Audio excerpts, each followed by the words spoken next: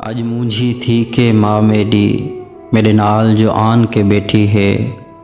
दिल मूंझा थी के आख्या है मेरा अर्शन शाला जिंद माने। अज कितवा डी है नाल मेरे अलवेंदा नहीं। दस खैर ता है मेरे को खुशी है ई गाल दी बऊँ। तू करण जोगा थी गए हुण तेरे कोलों पैसा बहु आ गए। मेरे को पता है वड्डे शहर दे विच एक वड्डी कोठी मुल घे नहीं। तेरा तहुता घर दिल लगदा नहीं। ते को संगती साथी मिल गए हैं। ई गाल दा है पर दुख में को तू केड़े काम में चा गया है। जरा रोज़ शराबा पी के तू घर वापस शाम को वल आंदा है।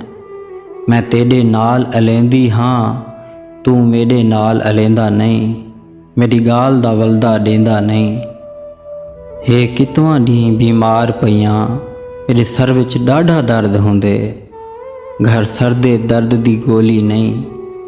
ते को संगतें दी परवाह है बस ते को घर दी कई परवाह कहनी। तेरा नशे ते बहु जोर होंदे ते को माँ दी कई परवाह कहनी।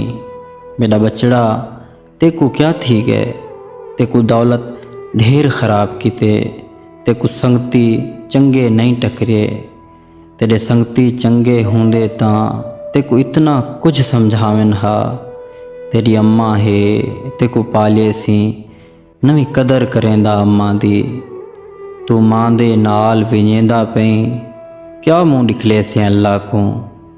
तैं ए जितलावी सोचा नहीं जदा अम्मा तेरी मर वेसी थी खाली तेरा घर वेसी।